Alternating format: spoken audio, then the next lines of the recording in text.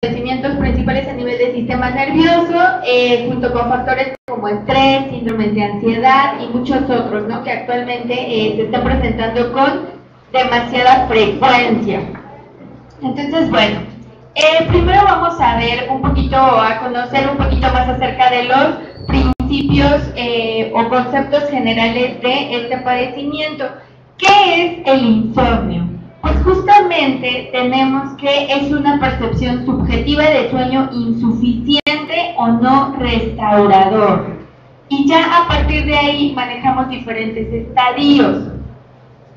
Es decir, se define como insomnio cualquier alteración presente en procesos de sueño no restaurador o alteraciones para conciliar el sueño, para mantenerlo, o aquellas personas que inclusive despiertan demasiado temprano y después ya no pueden volver a dormir. Todos esos son procesos alterados. Entonces, bueno, a partir de aquí vamos a empezar a ver algunas de las causas principales o de las causas más frecuentes de este padecimiento. Tenemos una clasificación como tal o una serie de criterios que nosotros debemos tomar en cuenta para poder determinar si realmente es insomnio. Estos criterios nos los da como tal pues la clasificación internacional de trastornos del sueño y año con año se van como tal se van actualizando. Entonces, bueno, pues el primero que tenemos es dificultad para iniciar o mantener el sueño, despertar demasiado temprano, el sueño es crónicamente no restaurador o de calidad pobre por lo menos durante un mes. Es decir, nosotros podemos someternos a un proceso de estrés y a lo mejor ese día no podemos dormir, pero no quiere decir que por ello tengamos como tal el padecimiento de insomnio, ¿no? Hay ciertos criterios que debemos cubrir como tal. Y entonces nos dice que este proceso ocurre o se presenta a pesar de que se generan las condiciones idóneas para conciliar el sueño. Muy frecuente también que esto ocurra, por ejemplo, en los pacientes, en los adultos mayores o en los procesos de senectud, ¿no? ¿Qué les pasa a los adultos mayores, chicos? ¿Cómo son sus procesos de sueño? Cortos. Muy cortos. Y dentro del cuidado del adulto mayor como tal, pues inclusive se sugiere que sea, o que la habitación en donde ellos van a descansar pues tenga las condiciones específicas en cuanto a luz, en cuanto a ventilación, temperatura, todo eso, pero a pesar de ello, los procesos son muy cortitos, ¿no? Entonces son personas que padecen o pueden llegar a padecer pues procesos de insomnio, justamente.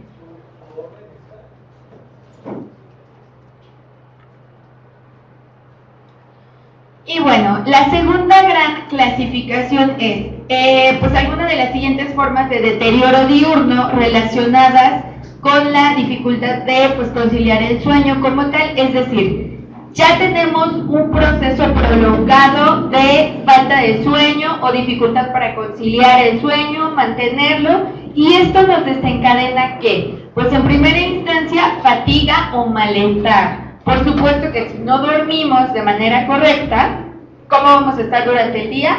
Fatigados, ¿no? Con nuestra energía o nuestros niveles de energía bajos. Y también podemos presentar deterioro de la memoria, de la concentración o de la atención. Entonces, bueno, si nosotros o nuestro cerebro como tal no tiene la capacidad de descansar o no está descansando durante los periodos que debe, pues nuestro desarrollo cognitivo va a estar mermado. Otro de los factores que podemos tomar es justamente el pobre desempeño escolar, social o profesional. Una persona que no está descansando de manera adecuada, ¿tiene ganas de salir, chicos? ¿Tiene ganas de socializar como tal? No.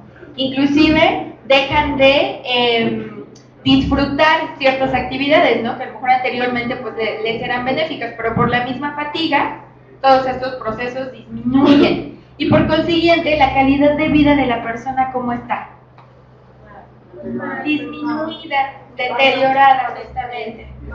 Así es, bajita, manejan un estrés pues bastante importante, ¿no?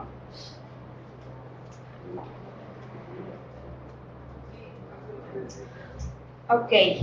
Bueno, además la persona puede desencadenar cambios en el estado de ánimo. Por supuesto que si no está descansando bien, se puede tornar irritable.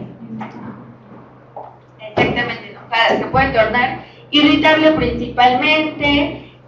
Puede presentar por ahí procesos a lo mejor inclusive de tristeza, de melancolía. Entonces todas estas series de transiciones a nivel de emociones también pueden verse detonadas por un proceso de insomnio. Por supuesto que hay somnolencia diurna.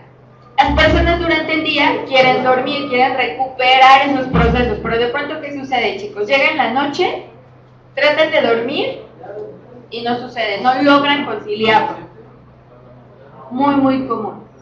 Y todo esto, pues por supuesto que influye directamente en los procesos de motivación, energía e iniciativa. Entonces las personas con alteraciones de insomnio, por supuesto que están cabizbajas, sin energía, se tornan irritables. Es un problema bastante importante. Y esto conlleva a una proclividad de los errores y accidentes. Las personas no se pueden concentrar como tal en las actividades que están realizando. Y esto les hace pues cometer como tal procesos de error, ¿no? O un margen de error mucho más amplio. Entonces, bueno, esos son algunos de los criterios que hay que cubrir para que se detecte o se, como tal, se reconozca como un proceso de insomnio. Inclusive, bueno, pues a nivel de sector salud, aquí en México como tal, ¿qué nos dicen las encuestas o qué nos dice como tal la bibliografía? Nos dice, bueno, pues es que muchas veces las personas pueden tener lapsos como tal de falta de sueño, pero no quiere decir que sea insomnio, una. Y la segunda es que gran parte de la población puede llegar a presentar o se puede llegar a detonar un proceso de insomnio, pero sin embargo no es la primera causa de atención a la salud, es decir, las personas no van al médico por un proceso de insomnio, salvo que ya sea sumamente grave. Entonces acudan por otra cosa y bueno, ya dentro de les diagnostican insomnio, pero no es una de las primeras causas de atención médica, ¿no? Entonces, bueno, pues eso es importante. Otra de las situaciones que puede presentar la persona pues son justamente estos procesos de tensión o estos dolores de cabeza o estas cefaleas tensionales. Por supuesto que pueden presentar síntomas gastrointestinales pues en respuesta a la pérdida de sueño. ¿Cuál es el principal? Pues los procesos de acidez, de reflujo. ¿Qué sucede? Todos se han desvelado, chicos. ¿Qué sucede cuando se desvelan? ¿Cómo está su aparato digestivo? Duele, se incrementan los procesos de acidez, alteraciones en la motilidad intestinal, se distienden. Entonces es bastante característico. ¿Por qué? Pues porque estamos alterando justamente los ciclos circadianos, ¿no? Como tal, este proceso de regeneración, este proceso de relajación o este proceso asociado pues al sistema nervioso parasimpático, ¿no? Estamos alterándolo, entonces se presentan todas estas alteraciones y por supuesto que puede presentar el paciente pues preocupación por el sueño. ¿Qué le está pasando? No puede dormir, que busca pues maneras de conciliar el sueño.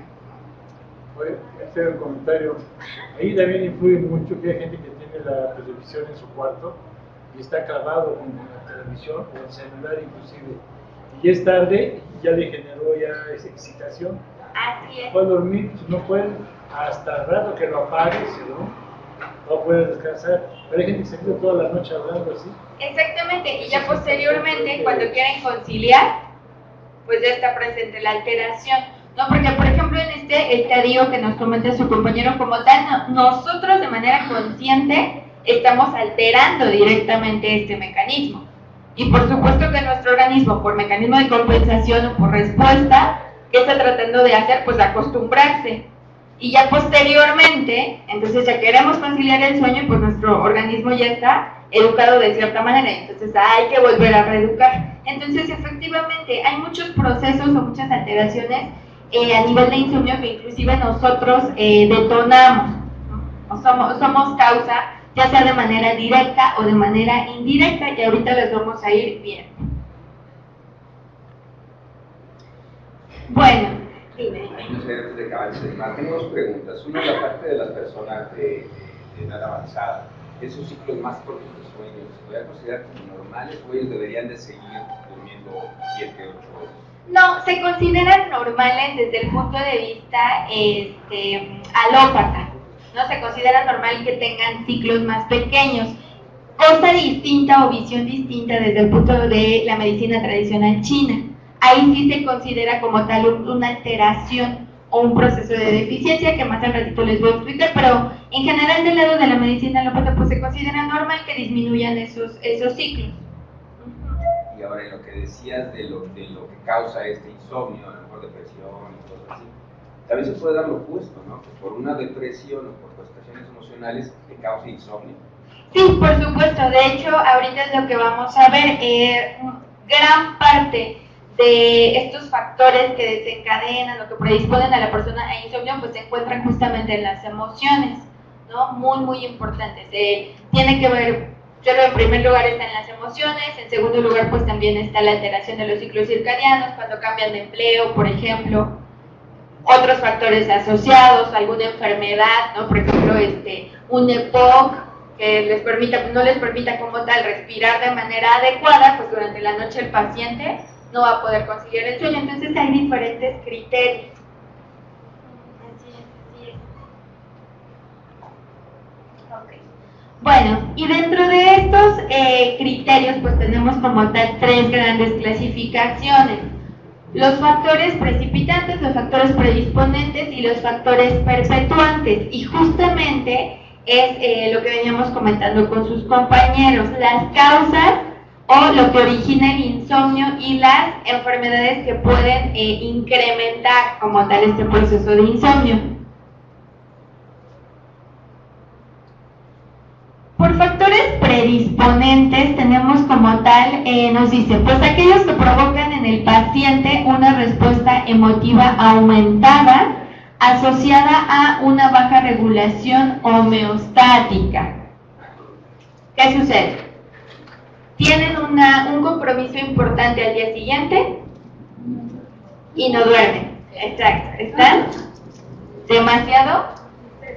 Así es, están demasiado motivados, estresados, hay demasiada liberación de adrenalina y esto hace que nuestra homeostasis o nuestro equilibrio interno o nuestro proceso de salud se vea alterado o se rompa. Por supuesto que esto durante procesos prolongados detona insomnio, ¿no? No es lo mismo tener un evento al día siguiente que, no sé, trabajar por una empresa, tener un negocio o situaciones familiares que les generen estrés diario de manera muy importante y que ustedes como tal no lo puedan, o que este nivel de estrés sobrepase el proceso de regulación corporal normal y entonces esto detone un proceso de insomnio, ¿no? Entonces, son causas diferentes, pero eso es a lo que se refiere. Y entonces tenemos, así señalaremos a individuos que según fuera su respuesta emotiva y su regulación homeostática, podrían presentar baja predisposición a sufrir insomnio y otros, por el contrario, con elevada predisposición. ¿Qué quiere decir, chicos? Que nosotros como tal tenemos la capacidad de manejar el estrés o tenemos esta capacidad a lo mejor un poquito limitada y no lo estamos manejando como se debe, ¿no? Entonces a eso se refiere. Todos, absolutamente todos, vivimos en situaciones de estrés, pasamos por situaciones emotivas, pero habrá personas a las que no les afecte al mismo nivel, personas que puedan conciliar el sueño como tal, y habrá otras que se vean con procesos a nivel del sistema nervioso bastante alterados, y no solo insomnio, ¿no? Tenemos los tics nerviosos, tenemos las asociaciones como la parálisis de Bell, tenemos otro tipo de patologías como la colitis nerviosa, o sea, tenemos muchísimos síntomas, las dermatitis atópicas, muchísimos padecimientos que van asociados a alteraciones del sistema nervioso directamente. ¿Y de qué depende? Pues justamente de nuestra capacidad para manejar como tal las situaciones de estrés. Eso nos va a indicar si somos predisponentes a desarrollar un padecimiento o no. Eso puede ser la predisposición genética ya, ¿no? Puede haber predisposición genética, aunque realmente a nivel de bibliografía no está tan cimentado que haya predisposición genética, salvo que haya, a manera de historial clínico, alteraciones por ahí de tipo psiquiátricas y van un poquito más asociados como factores coadyuvantes, pero directamente o solito el insomnio, no está tan marcado.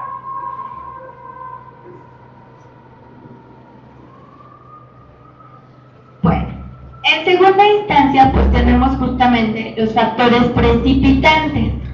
Y entonces, ¿qué nos dice? Se trata de un factor que interactúa con aquel que ya está desencadenando como tal el episodio de insomnio. Entonces, ¿qué sucede? Ya tenemos un factor quizá a nivel de emotividad que te vuelve mucho más propenso a desencadenar un lapso o la enfermedad de insomnio. Pero además tenemos un factor que puede apoyar a esta primera causa. Y entonces el proceso, por supuesto que se incrementa o se agrava de manera bastante importante. Y hace ratito les decía, por ejemplo, el EPOC, alteraciones neurológicas, alteraciones a nivel de, por ejemplo, artritis reumatoide o factores personales, por ejemplo, aquellos procesos de duelo tan complicados. No es lo mismo una persona que esté relativamente sana, empiece a someterse a periodos de estrés muy fuertes y empiece a desencadenar insomnio, a una persona que, por ejemplo, presenta artritis reumatoide, que inclusive pues también se les agrava con el estrés, pero al mismo tiempo ya está presentando estos procesos de insomnio y además durante la noche ya se le inflamó una articulación. Por supuesto que se le va a agravar. Entonces, estos factores precipitantes justamente son todas aquellas patologías que agravan o que incrementan el insomnio. ¿Por qué? Pues porque como tal la enfermedad está generando ya un malestar, principalmente nocturno. Entonces se están agravando. O aquellos procesos de duelo, por eso nos dice, como la muerte de algún familiar, que es uno de los procesos más fuertes que experimentamos. Y entonces, ¿qué sucede? La persona se encuentra tranquila, se encuentra completamente alterada, ¿no? Durante este proceso, durante estas fases de duelo, pues bueno, puede llegar a desencadenar insomnio, sobre todo en aquellos, cuando hablamos de algo que se conoce como duelos complicados, es decir, personas que como tal no están teniendo un proceso de desapego o un proceso sano de duelo, se les está complicando, quiero decir, ya pasaron, dime.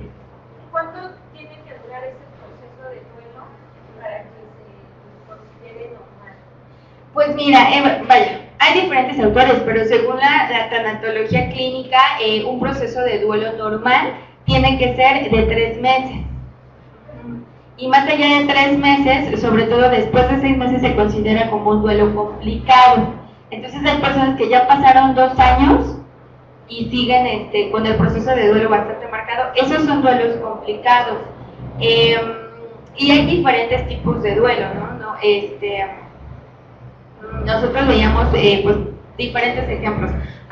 Desde la persona a la que se le muere la mascota y era súper apegado, hasta el que se le murió el papá y pues la está pasando bastante mal, hasta la pareja que tiene al hijo en estado comatoso desde hace 6 años y de todos modos, los 3 pueden caer en duelos complicados, ¿no? Entonces sí, en base pues a tanatología clínica son 3 meses, y se trata de delimitar como tal el tiempo de duelo, aunque pues no se puede ser tan inflexible porque finalmente cada persona tiene sus procesos, pero tampoco se les puede permitir que se prolonguen tanto, ¿no? Hay que ayudar a las personas en ese aspecto.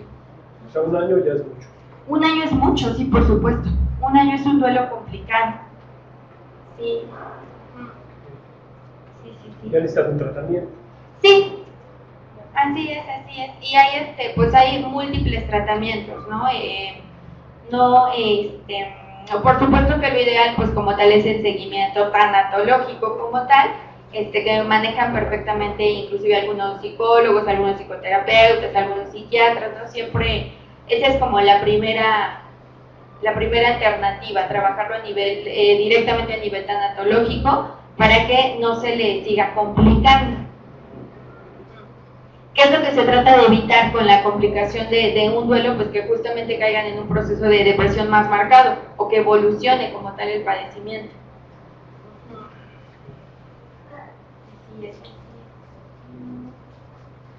Ok, bueno, otros factores que podemos tener pues son justamente las alteraciones medicamentosas o los efectos medicamentosos, ¿no? Importantes de mencionar, o las alteraciones del ritmo circadiano. Hace ratito los comentábamos, por ejemplo, aquellas personas que están rotando o que están rolando turnos, ¿no?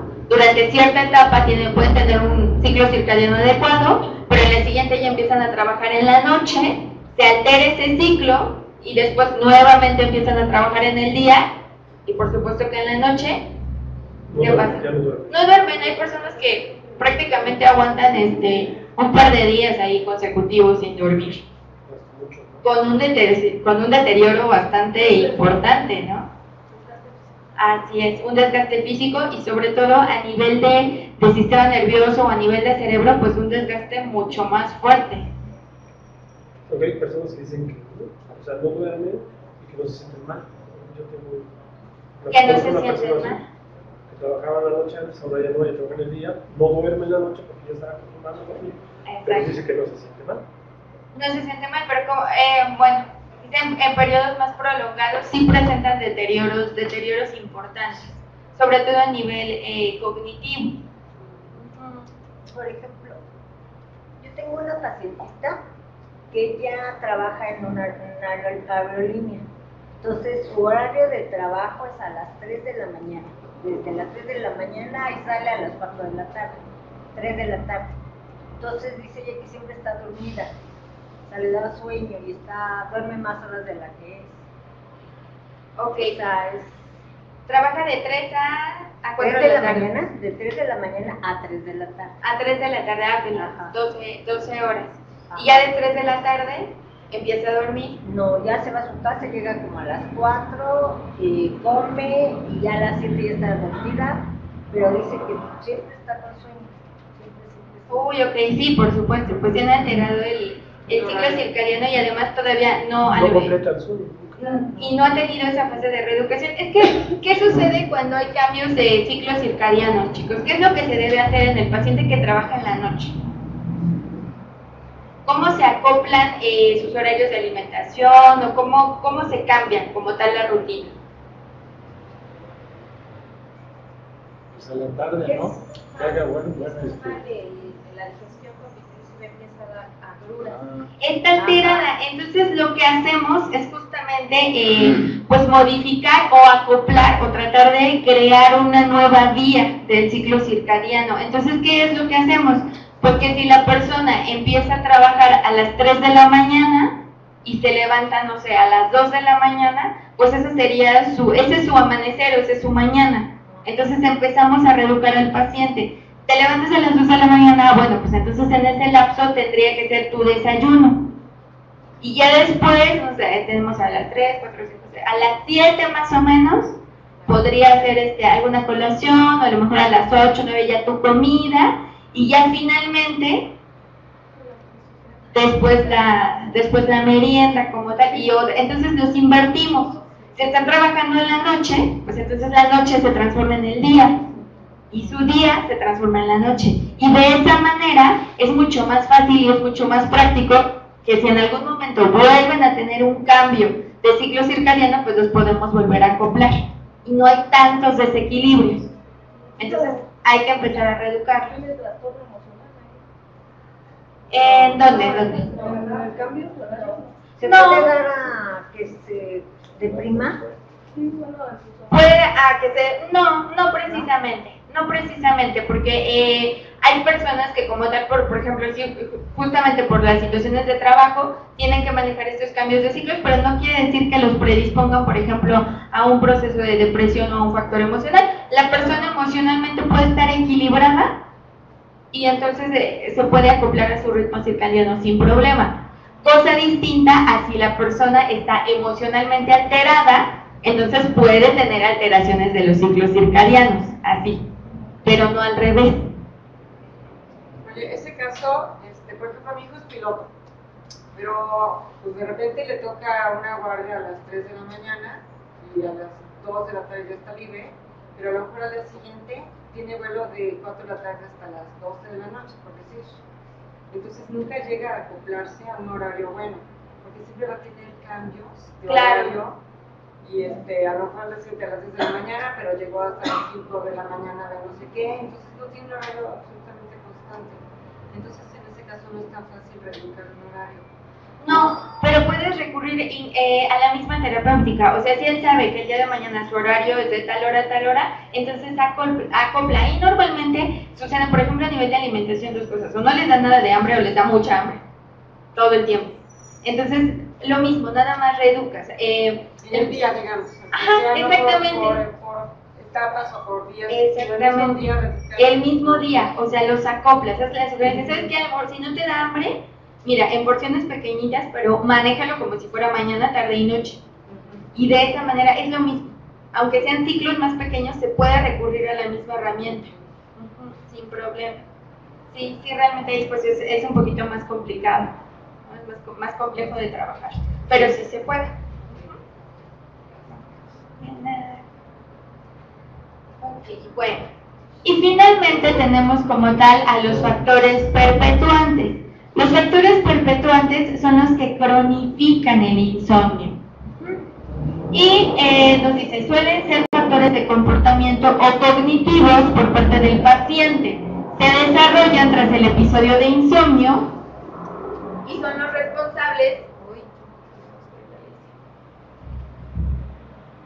son los responsables de perpetuar y cronificar el trastorno. Entonces, como tal, es la última fase de complicación del insomnio. Ya tenemos factores que lo predisponen, ya tenemos factores que lo agravan y ahora tenemos los factores que lo cronifican.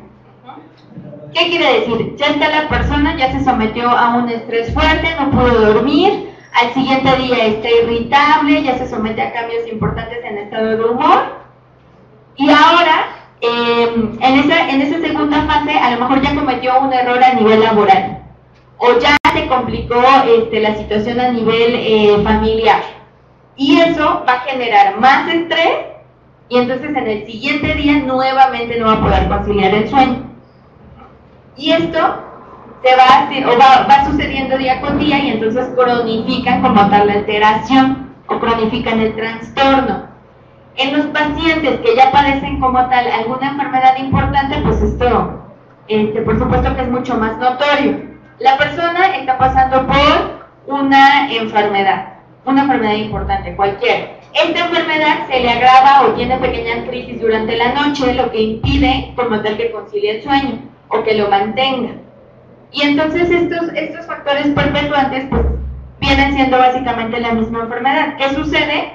No se están regulando ni los ciclos, el padecimiento o está teniendo crisis en el padecimiento o es un padecimiento en donde de tratamiento complicado, en donde solamente se le puede pues controlar relativamente y entonces esto pues por supuesto que se cronifica y la persona desarrolla una calidad de vida bastante mala, ¿no? Entonces a eso nos referimos con factores perpetuantes.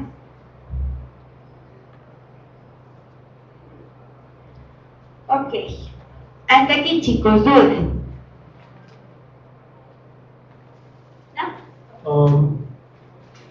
¿Se relaciona el insomnio también, se puede relacionar con algún problema neuronal, tipo epilepsia, por ejemplo? Sí, no directamente en epilepsia, pero sí hay algunos otros trastornos que como tal desencadenan los procesos de insomnio, inclusive en niños. Así es, inclusive por ejemplo, hay algunos niños acá del lado de rehabilitación que justamente, los papás los llevan a rehabilitación por todos estos procesos que hay que trabajar, pero además lo que quieren trabajar es justamente el insomnio y sobre todo, puede darse en algunos niños que son prematuros o en algunos niños con secuelas de parálisis cerebral infantil, y hay otros trastornos que como tal predisponen al insomnio, alteraciones neurológicas que entrarían en la segunda clasificación de factores, entrarían aquí, en factores precipitantes. Miren. Ahí entran, entonces sí hay padecimientos que como tal predispongan al paciente al insomnio de tipo neurológico. Les digo, inclusive en niños. Gracias. Y es un proceso pues bastante, de muchísimo desgaste, tanto para el niño como para los papás. Es muy, muy fuerte. Ok, chicos, bueno. Entonces, ahora vamos a hablar de insomnio y medicina tradicional china. A nivel de medicina tradicional china, nosotros manejamos pues una clasificación que pareciera bastante sencilla a nivel de causas de la enfermedad, ¿no? Y entonces decimos, la medicina tradicional china nos dice, ustedes se pueden enfermar por emociones, se pueden enfermar por hábitos,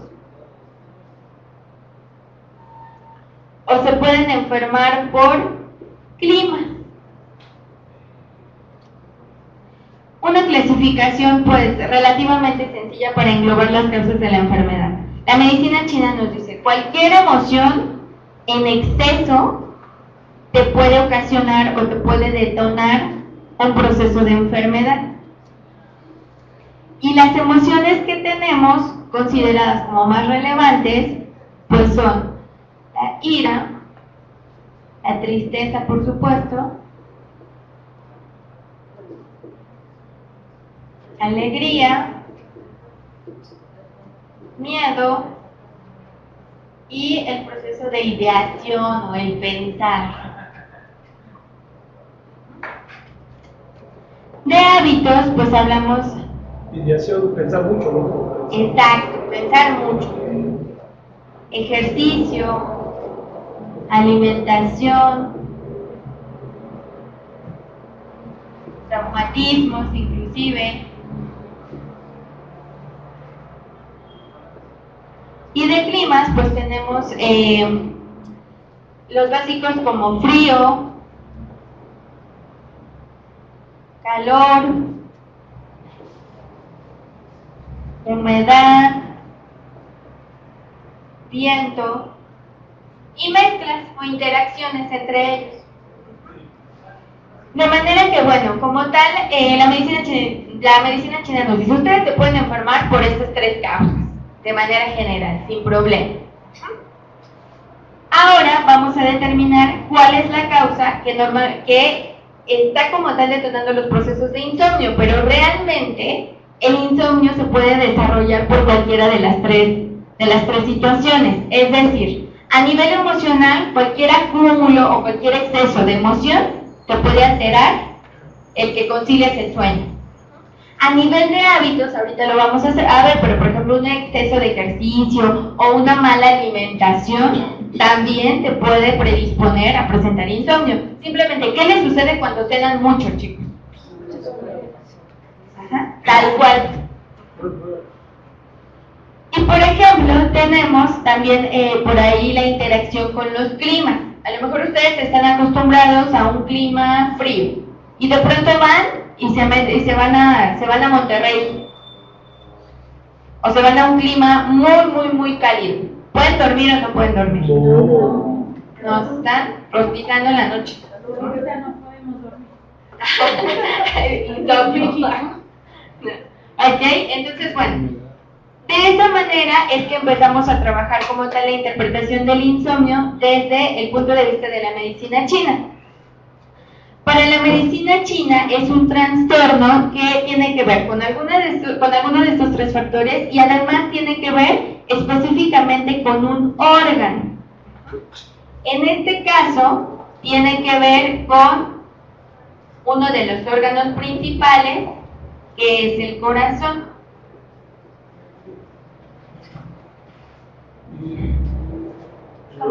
¿Por el miedo? No. Sangría. No. No. Ok. Dentro de la medicina china manejamos algunos órganos que son los principales, o bueno, los más frecuentes, que son, tenemos el corazón, tenemos pulmones, tenemos riñones, tenemos el hígado y tenemos el vaso. Pero a estos órganos, más allá de la función fisiológica como tal, que estamos acostumbrados a manejar, se les asocian algunas otras funciones que tienen que ver directamente con procesos energéticos o de manera tradicional con procesos a nivel de sangre y energía. Y de esta manera nosotros tenemos que, por ejemplo, el vaso es el encargado de manejar el proceso digestivo. Tenemos que el hígado, además de ser un filtro de toxinas, de medicamentos o como tal de diversas sustancias, también es un filtro a nivel emocional. Tenemos a los riñones como nuestra energía madre o como nuestra base de la energía para vivir, son como la pila con la que vivimos, así tal cual.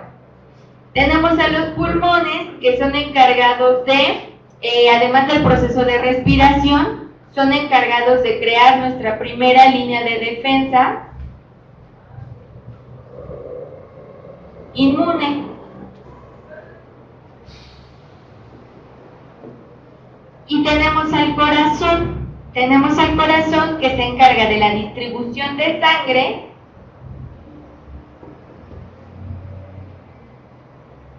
pero al mismo tiempo se encarga como tal de los procesos mentales.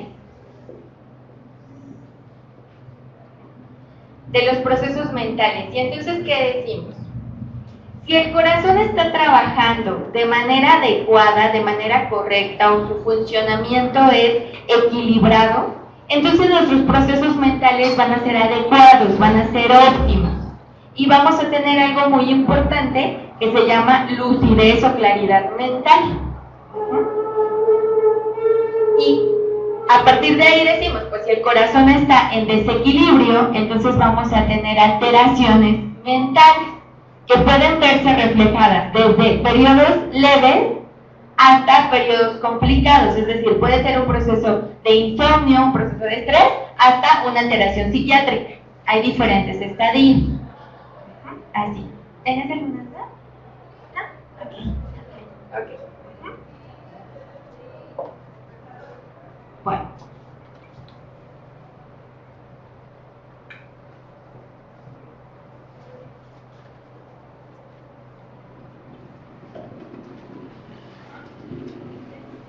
Chicos, ¿hasta aquí me estoy dando a entender? Sí. ¿Sí? ¿Seguras? ¿Miedo no entraría en el proceso riñón? ¿En el de riñón? ¿Miedo? Bueno, esa es mi emoción. Sí. Y por ejemplo, ¿cómo lo tomaríamos? ¿Como parte de un desequilibrio del corazón o entonces un proceso de desequilibrio del riñón? No, es un desequilibrio del corazón, a fuerza.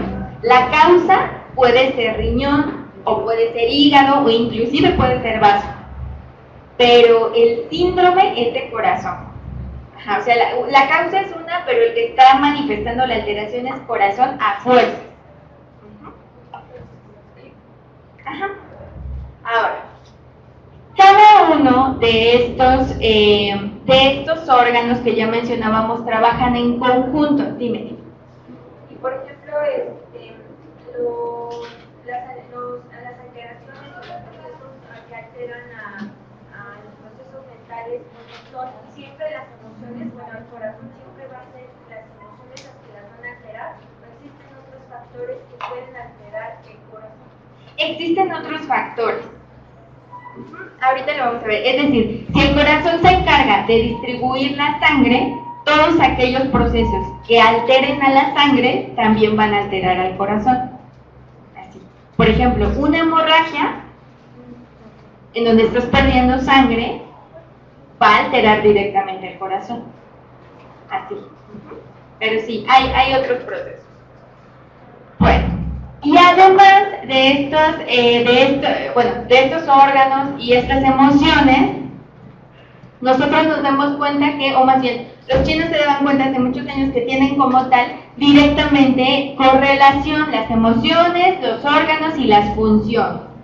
Y entonces nos queda de la siguiente manera. Decimos, el corazón, ya veíamos, es el encargado de distribuir la sangre, distribuye la sangre, y en la sangre como tal, pues viaja la energía, que por energía entiéndase el proceso de nutrientes, los nutrientes. Este corazón va a tener una emoción, que pues como tal es la alegría, pero además va a tener un personaje espiritual, va a tener un espíritu que habita en él, que también le permite llevar a cabo sus funciones. Y ese espíritu, en este caso, se llama Shen. El Shen, el espíritu. Bueno, este espíritu justamente es el encargado de dar o de mantener la claridad mental.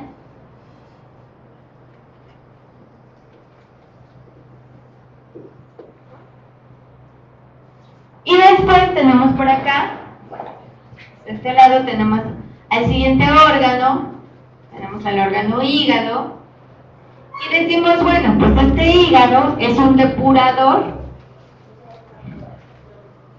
decíamos, es un filtro emocional. También es un órgano encargado de reservar la sangre. Tiene una emoción principal, que es la ira, exactamente. Tiene un proceso espiritual, que es el Kun, y este proceso espiritual se encarga de los procesos de las ensoñaciones. También ligado, por supuesto, a los procesos de sueño, de las fases profundas del sueño como tal. ¿Ensoñaciones es como sueño profundo? Bueno, se detonan durante el sueño profundo. Lo que soñamos. Nosotros siempre soñamos, pero no nos acordamos. Así. Esas son las ensoñaciones. Luego tenemos por acá al órgano vaso. Y tenemos que el vaso es el encargado del proceso digestivo. Si es el encargado del proceso digestivo, pues es el encargado de sacar la energía, porque saca los nutrientes. Ya saben, siempre que me refiero a energía, hablamos de nutrientes. ¿De dónde obtenemos nuestra energía, chicos? De la alimentación. Es lo mismo, aunque de manera tradicional. Y por supuesto que tiene, bueno, se encarga del proceso digestivo, tiene también una entidad como tal espiritual. ¿Dónde está la? Son estos, chicos. Tiene una entidad espiritual que es el chi como tal, y este espíritu es el encargado del proceso de creatividad, concentración.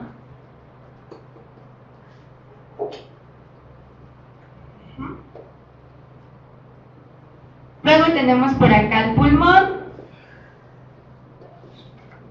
Y el pulmón, pues obviamente es el encargado de la respiración.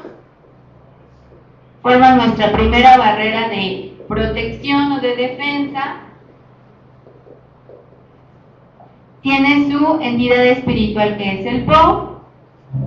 Y el Po es son todos aquellos procesos que realizamos de manera inconsciente.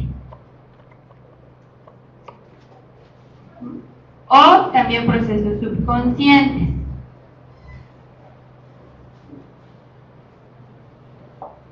Y finalmente tenemos al riñón.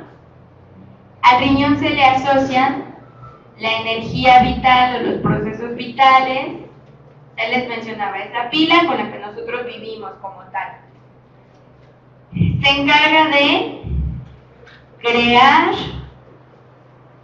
nutrir y mantener a todo el organismo.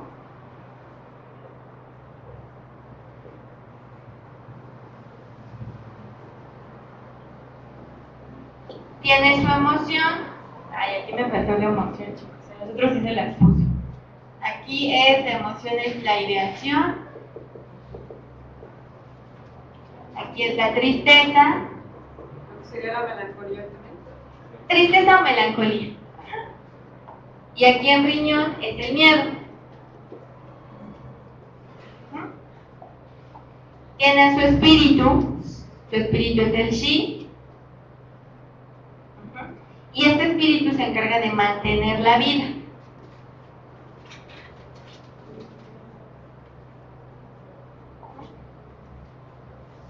Y ahí está, de manera muy general, la correlación de los 5 órganos principales de la medicina china.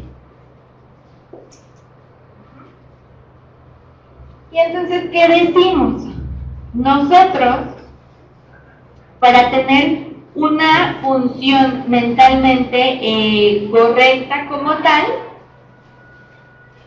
necesitamos tener claridad mental, necesitamos estar concentrados y necesitamos aprender los procesos para después de hacerlos de manera inconsciente o subconsciente.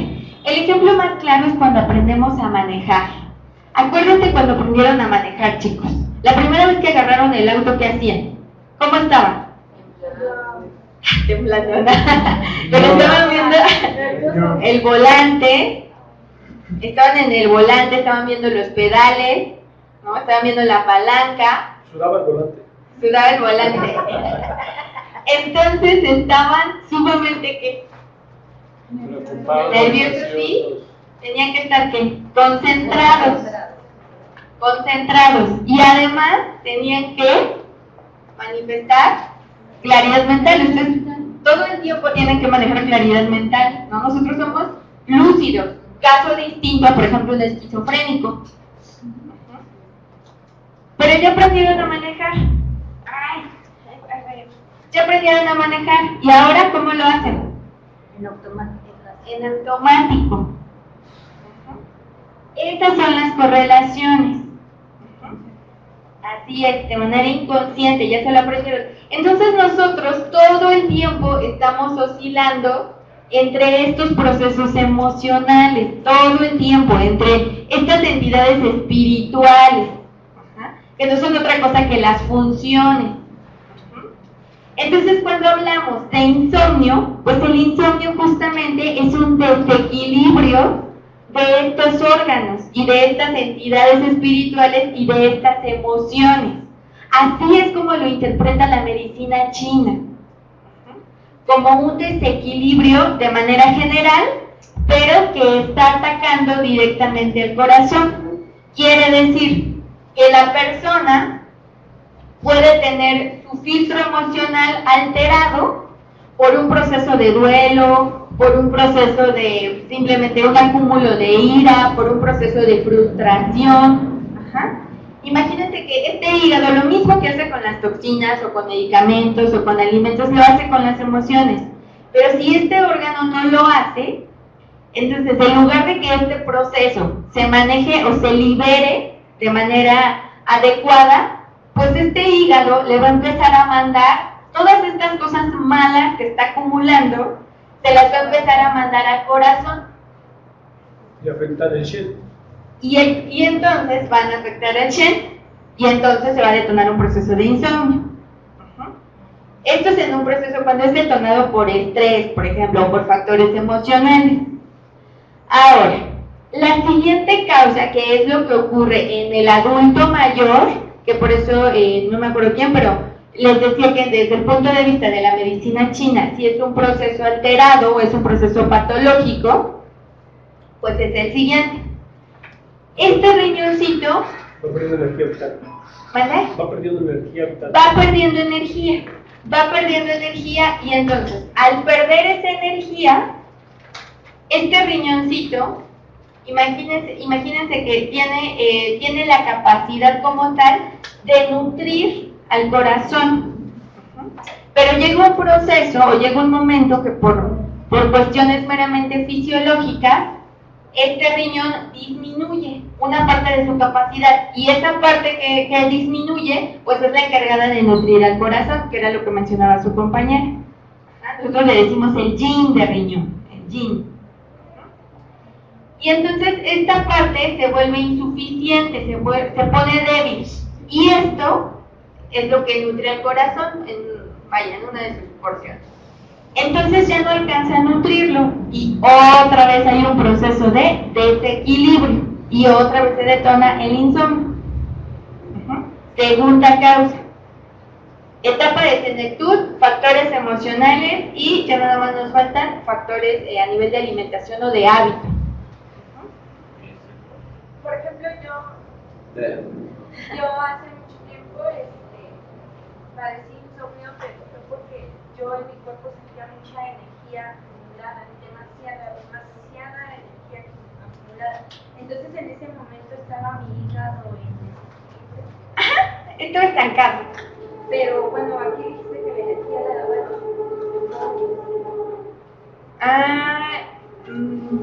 ¿Cuál energía? ¿Cuál?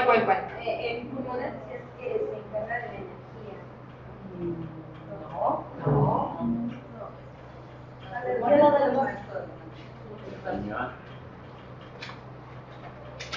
Entonces mi energía estaba acumulada en el hígado. Porque lo que tenías era un acúmulo. O sea, todos tienen entidades energéticas. Un exceso. Exacto, todos tienen entidades energéticas. Pero uno estaba, o sea, el encargado de que no se te acumule. Todos tienen energía, todos, de diferente manera. Pero el encargado de que no se te acumule en un solo lugar o que no se te empiece a volver un exceso de esa emoción o de esa energía, pues es el hígado. Exactamente, estaba bloqueadito. Ahí en cuanto a la insuficiencia de yin al llegar a la edad avanzada, aparte del insomnio, ese desbalance de la energía vital va a causar otros problemas. Sí, justamente esto es lo que ocasiona la disminución de masa muscular, la fragilidad en huesos, el encanecimiento, la debilidad en general, pues el proceso de insomnio, tiene muchísimas correlaciones, pero la medicina china lo explica por una deficiencia ya de nuestra energía vital y es dada por riñón. ¿Y eso se puede mejorar? No, se puede ya nada más mantener, ahorita lo vamos a abordar, pero no, mejorar o incrementar inclusive no. Hay algunas prácticas muy extremas que tratan de, pero realmente no, porque es dado por los padres.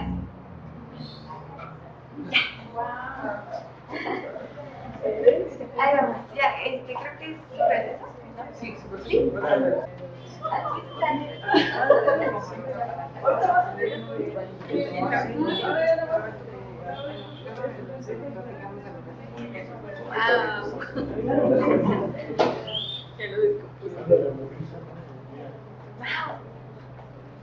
Oye, creo que ya no funciona.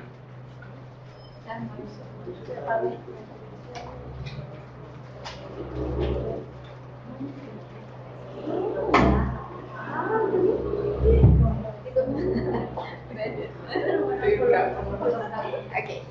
Bueno, chicos, vamos a continuar. Ok, ya vamos a continuar. Bueno, la tercera causa de la enfermedad como tal a nivel de insomnio, pues justamente es dada por el órgano vaso. Y la medicina china dice, si el vaso se satura, si el vaso se satura, el vaso que es el órgano principal con su víscera, que en este caso es el estómago, se satura, entonces se va a generar algo que conocemos como un exceso de calor. Y este exceso del vaso, o más bien del estómago, porque el vaso en realidad es lo que se pone en exceso, este exceso de calor pues invade directamente al corazón y entonces se pueden presentar alteraciones como el insomnio. Y este es el ejemplo más claro de cuando comen mucho y quieren dormir plácidamente, ¿no? Pero se puede dormir. En la noche no se puede dormir. Ajá. Entonces, justamente esto es lo que sucede. Tenemos, primera causa, factores emocionales dado por hígado. Segunda causa, factores de desgaste crónico, desgaste fisiológico, que finalmente te llevan a una alteración, que es el caso de la insuficiencia de riñón. Y finalmente, un exceso de calor en el estómago, que está alterando la función digestiva del vaso, y también esto por consiguiente altera al corazón. Esas son las tres grandes causas o la etiología como tal desde el punto de vista de la medicina china, que pueden alterar al corazón y por consiguiente generan insomnio. Aquí, chicos, ¿esto está claro? ¿Sí? Eso. Sí, adelante. Y entonces decimos, bueno, la fisiología... Ay, de todo mundo se ve la cabecita. Decimos, la fisiología del corazón. Las funciones principales son controlar la circulación de la sangre, los vasos sanguíneos, o la sangre y los vasos sanguíneos, que pues dicha sangre viaja en los vasos, y los vasos decimos que son el tejido del corazón, o que el corazón los gobierna, y además atesora el espíritu, entiéndase por espíritu, el Shen y las funciones mentales. A eso nos referimos, y entonces ya se entiende un poquito más, ¿no? Y aquí tenemos el Shen, el Ji, el Po, el Shi y el Hu. Y decimos, el Shen pues es el encargado de la mente, el Ji es el encargado del intelecto, de todos estos procesos de concentración, inteligencia. El Po, decimos, es el alma corpórea y es el encargado de todos estos procesos inconscientes o subconscientes. Inclusive el Po es aquella parte de nuestro sistema nervioso que se encarga de las funciones automáticas, como la respiración, como los latidos cardíacos. Tenemos el Shi, que es nuestra energía base, y que les comentaba, es que este tipo de energía, alguno de ustedes me preguntaba si se podía incrementar o se podía hacer algo. Incrementar no podemos, porque esta energía nosotros le llamamos energía esencial o energía vital, porque vivimos con ella, o sea, es nuestra pila. Cuando esta energía se termina es cuando nosotros morimos, se va desgastando durante el transcurso de la vida. Ahora, esta misma energía no la podemos incrementar porque es dada directamente por los padres al momento de la concepción. Esta energía es mitad yin, mitad yang, es decir, 50% nos las da el padre, 50% nos las da la madre. Entonces no podemos incrementarla. ¿Qué decimos? Para que nuestra energía vital sea correcta, o sea óptima, entonces los padres al momento de la concepción deben ser óptimos física, mental y espiritualmente. ¿Para qué? Pues para que le pasen al producto calidad energética, ¿no? Entonces a eso se refiere. Pero sí se puede desgastar. Si no se puede aumentar, sí se puede desgastar. Por supuesto, esta sí se desgasta. Ahora, ¿a qué nivel se desgasta? Depende del estilo de vida que ustedes manejen. Ustedes pueden tener por herencia como tal, a lo mejor una cantidad de energía vital pues relativamente baja, o a lo mejor no de tan buena calidad, pero si ustedes son personas equilibradas, entonces esta energía se va a mantener y ustedes van a tener un estilo de vida de calidad óptimo y no van a presentar procesos de desgaste tan importantes. Pero si ustedes a lo mejor tienen una energía vital buena, pero se someten a muchos excesos, o su estilo de vida los lleva a los excesos, por ejemplo, fuertes cargas de trabajo, muchísimo ejercicio, que ahorita lo vamos a ver, exceso de actividad sexual, que sobre todo en los hombres es lo que desgasta mucho la energía vital, ya desgastadísima. Alcoholismo, todos los excesos hacen que disminuya de manera más abrupta. Entonces esto, por supuesto, que hace que seamos menos longevos. Ajá.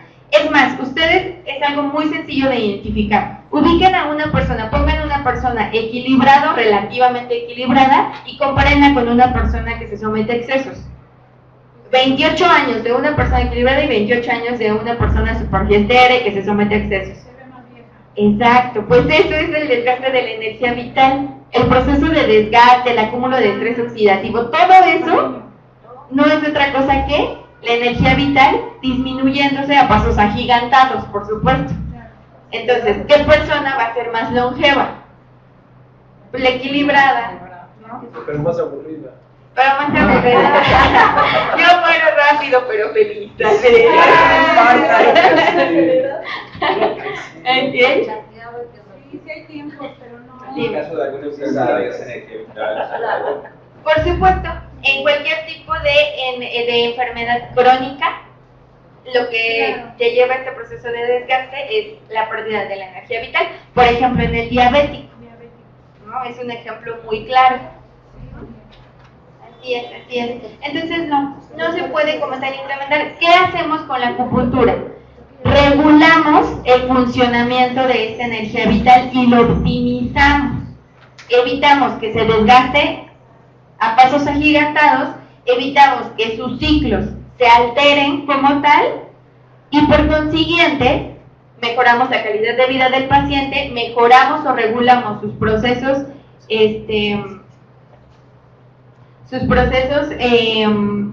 sus ciclos circadianos, ajá, y optimizamos el funcionamiento de todos los órganos, porque esta energía pues es de la que dependen todos. Pero ahí tiene que ver también los factores de la persona. Si no hace cambios en a lo mejor sus actividades, pues todo el mundo así igual. Por supuesto, tiene que ser equilibrio, no solamente es la terapia, tiene que ser sobre todo, o la base no dejan de ser los hábitos. El desgaste ya está, de hecho, no regresa. No regresa. ¿Qué hacemos? Evitamos que progrese, pero no regresa. Nunca más. Ajá, exactamente. ¿No es regeneración? ¿No es regeneración de la energía vital?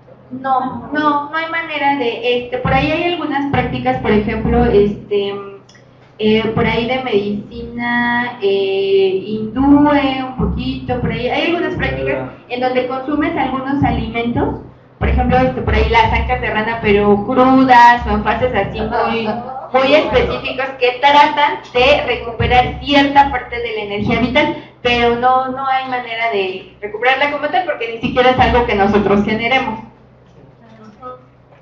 Y los que mejor la mantienen son todos estos monjes taoístas y todos aquellos que se someten a la meditación, pues la meditación lo que hace es mantenerla. ¿Sí? Por ejemplo, la constitución de la línea de la vida hace esto, ¿lo optimiza?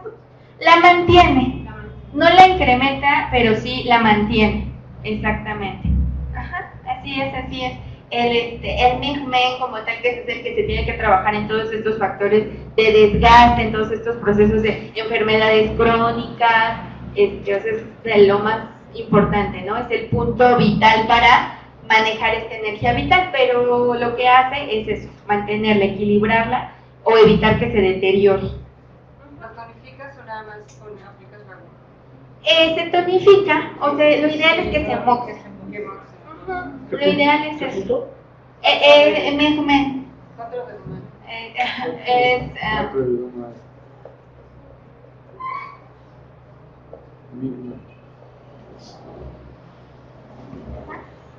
El estrés de riñón no no ayuda le a gusta el mantener también. El 3 de riñón, es que el 3 de riñón lo que maneja, sí maneja la energía del riñón, pero se encarga más de trabajar la parte yin del riñón. Ajá. No la energía vital. Nada más. El yin. O los líquidos, entonces por los pacientes con edemas, pues se les trabaja el 3 de riñón porque trabaja los líquidos, que son yin. Ajá, pero no como tal energía vital. Para eso tenemos al Ming-Men, que no es de Dumai, no es de corazón, de riñón. Ok, bueno chicos, ahora, ya lo veíamos, el espíritu, decimos, el corazón es la residencia de la mente, porque en el corazón se alberga esta porción espiritual que ya estuvimos trabajando. Y entonces decimos, el espíritu es el término general que describe las actividades vitales del cuerpo y tiene dos significados. En el primero, se refiere a las manifestaciones exteriores de todas las actividades funcionales del cuerpo, es decir, una pequeña porción de esta energía vital es algo que conocemos como Shen, que es todos nuestros procesos vitales. Cuando las personas ya están en la etapa antes de fallecer, cuando están moribundos, ustedes han escuchado o han visto que en este proceso de pronto las personas tienen un pequeño lapso de claridad, pareciera que se recuperan y ya después viene el deceso. Ese pequeño lapso de claridad es la última porción del Shen, la última porción del espíritu, le llamamos falso Shen, pero es la última porción del espíritu encargada de terminar estos ciclos, o dar el último, tratar de recuperar la última fase de la vida para el posterior deceso.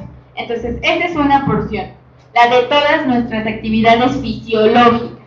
Y luego tenemos a nuestras actividades, a la segunda parte, que es la que hemos estado viendo, que es el encargado de la mente. Gobierna el corazón, es decir, actividades mentales, de pensamiento y del cerebro. Segunda porción del Shen, y esta es la que se alberga en el corazón y se encarga de todos aquellos procesos cerebrales y mentales. Entonces, bueno.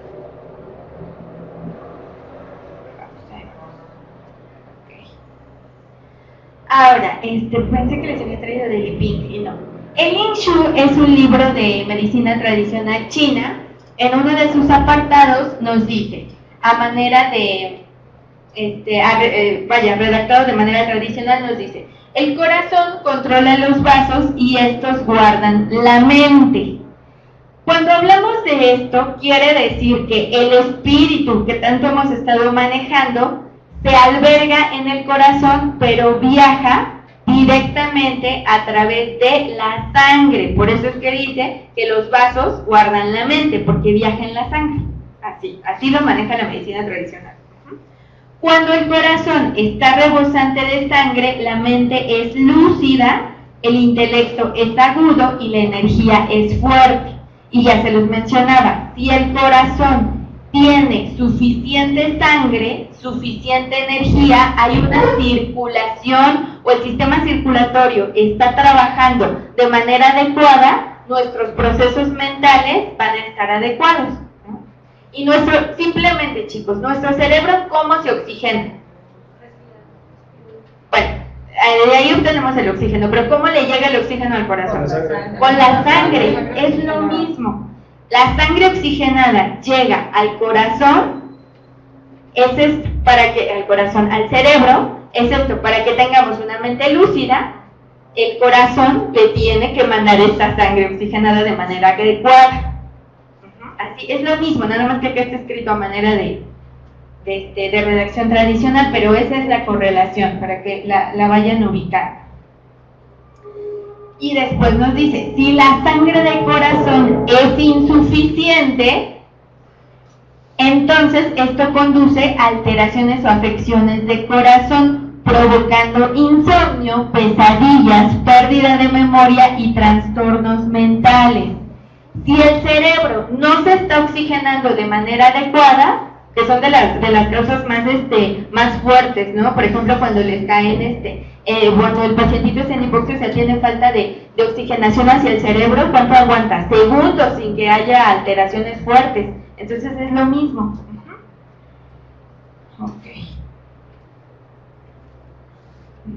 Bueno, entonces, ¿cuál es el diagnóstico de insomnio en la medicina china? Por fin.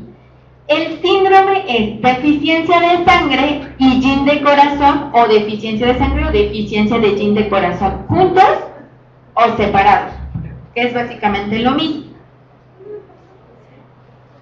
Es por este proceso. El corazón tiene falta de sangre, por consiguiente falta de energía, o traducido a palabras, a lo mejor por ahí un poquito más aterrizadas a la medicina alópata, no le está llegando la suficiente cantidad de sangre y no se está oxigenando de manera adecuada o no se está nutriendo de manera adecuada. Así. Deficiencia de sangre del corazón. ¿cuál es la causa? Factor emocional, deterioro fisiológico o hábitos alimenticios inadecuados, por ejemplo. En las tres causas que está pasando, no está llegando suficiente sangre al corazón. Y el Shen se está alterando. ¿Cuáles son los síntomas como tal de la deficiencia del yin de corazón? Hay sensación de calor en palmas de las manos y plantas de los pies. Y a veces también se da sensación de calor en el pecho. Esto es más frecuente en el adulto mayor. Y esto se conoce en medicina china como calor en los 5 corazones. Palmas, plantas y pecho. Y las personas sienten sensación de calor, o a veces no es en las 5 partes, pero puede ser o solamente en los pies o solamente en las manos, y sienten que les quema, sienten que les arde. ¿Cómo se le llama? Calor en los 5 corazones. También tenemos procesos de sudoración nocturna o de sudoración espontánea. No están realizando como tal actividad, o no se están sometiendo a fuertes temperaturas, o no están presentando desgaste importante, pero están sudando. Boca y garganta seca, porque todos son datos de calor. Están perdiendo la parte que nos refresca. Y la lengua, bueno, roja y con poca saliva. Es decir, todos los procesos se interpretan como sequedad. Y la persona, una persona así, ¿va a tener sed o no va a tener sed, chicos? Va a tener sed, ¿no? Tiene procesos de sequedad. Yo siempre les digo, el ejemplo más claro de una deficiencia de yin está representado en las mujeres en la etapa de premenopausia o en la menopausia. Tienen bochornos, se les empieza a desencadenar insomnio, sudoración, intranquilidad, irritabilidad, todo eso es deficiencia de yin. Oye, en ese caso, ¿tiene poca saburra o no tiene saburra? Puede no tener saburra. Sin saburra porque ya se está consumiendo, es un proceso de calor. La lengua rojita, sobre todo en la punta, ¿no? Que es corazón. Sí, ahí a los que sean observadores, todos los pacientitos con insomnio, en la punta normalmente la tienen roja, ¿no? Que es la zona de corazón, el microsistema. Y el siguiente, pues, es deficiencia de sangre de corazón. ¿Qué lo diferencia? Bueno, pues aquí tenemos procesos de palpitaciones, pérdida de la memoria o deficiencias cognitivas como tal. Por supuesto que hay insomnio, pero acompañado de pesadillas.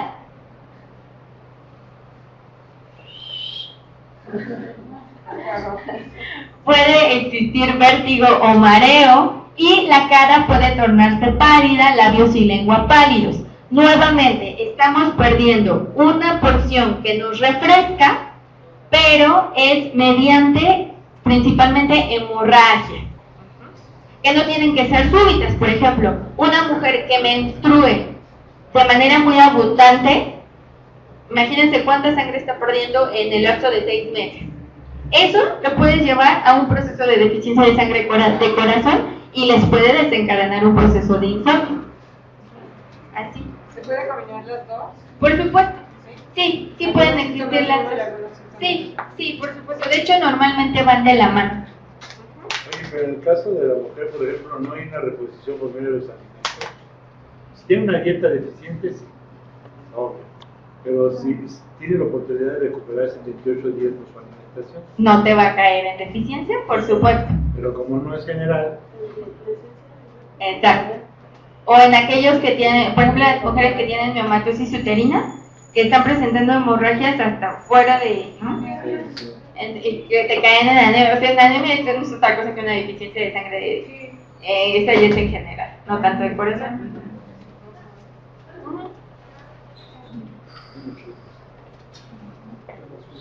Bueno, ahora decimos, la cantidad y la calidad del sueño depende del curso del estado de la mente, es decir, dependen específicamente del estado del espíritu o del Shen. Se tiene que trabajar la raíz para poder calmar el corazón. Son puntos de corazón, pero también puntos de la raíz. Hay que identificar. Ok, bueno chicos. Entonces, nos dice, la mente es... Oye, No te vayas, hermano. Te lo tenías que aprender de memoria. es que, sí, para la otra, memoria. El sistema contigo ya no funciona. Es que se nos está así y de pronto pum, se pone negro. Y luego otra vez. Estamos jugando. Vale.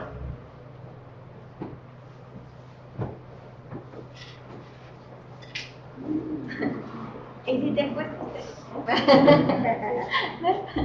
La mente está arraigada en el corazón, específicamente en la sangre de corazón y el yin de corazón, que son dos porciones, ¿no? Por ahí del corazón.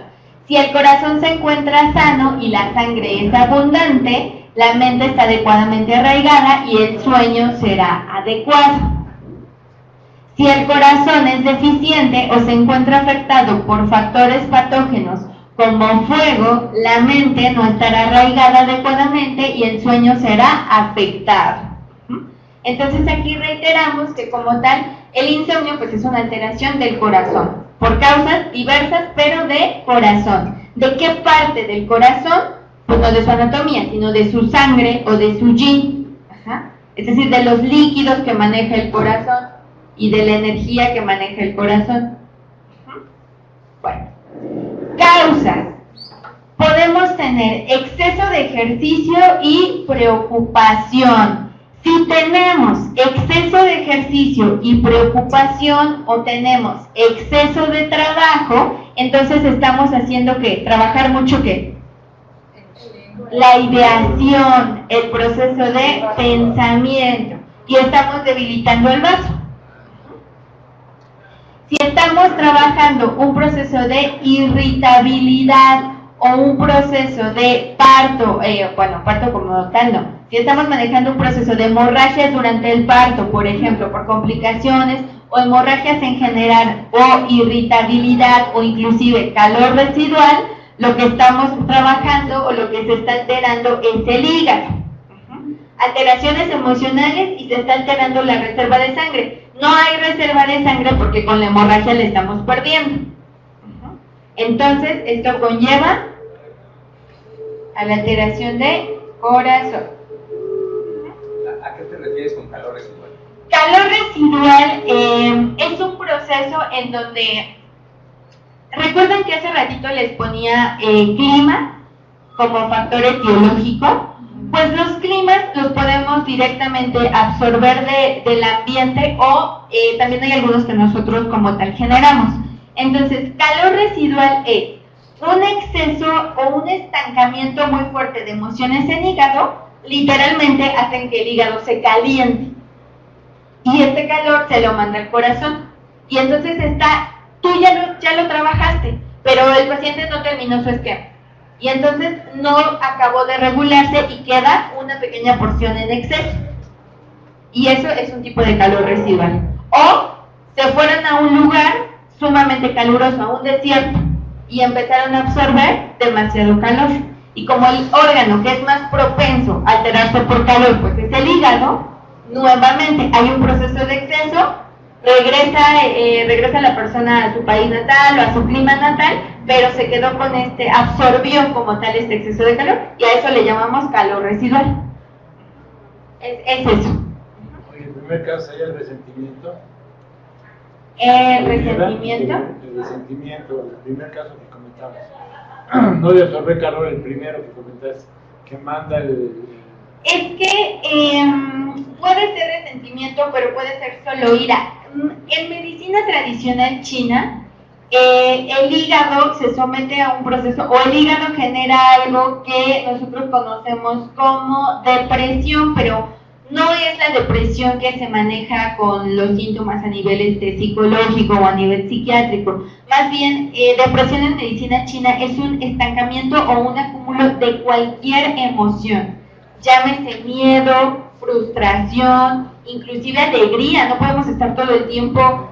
La alegría, ¿cómo nos pone la alegría? Eufóricos. No podemos estar todo el tiempo así. Nos da un paro cardíaco. Cualquier tipo de acúmulo emocional se transforma en en algo que se conoce como depresión, y este estancamiento emocional pues afecta al hígado. Por eso siempre, siempre, siempre que haya una alteración emocional, sin importar si es tristeza, si es ira, si es frustración o si es temor, lo que se trabaja es el hígado, porque es el encargado de depurar. Entonces, sin importar la emoción, él es el que va a metabolizarla. Él es el que nos dice, bueno, pues hoy ya me enojé con mi novio, pero es el momento, ya me enojé por la situación, ya se resolvió y ahora ya la dejo ir. Y no van a pasar 3 meses y me acuerdo y me enojo. Eso es una alteración, eso no es normal. Ajá, entonces siempre, siempre, Pero siempre es que siga. común. Es común, pero no es normal. Es que ya me asaltaron y entonces ahorita entré en pánico, pero ya la viví, ya la sufrí, ya me afectó y ahora ya la tengo que dejar ir. Pero no es que ya me asaltaron y entonces ya hace 3 años y todavía tengo miedo. Eso no es normal, es un estancamiento, es una falta de filtro emocional y para eso se tiene que liberar hígado a fuerza.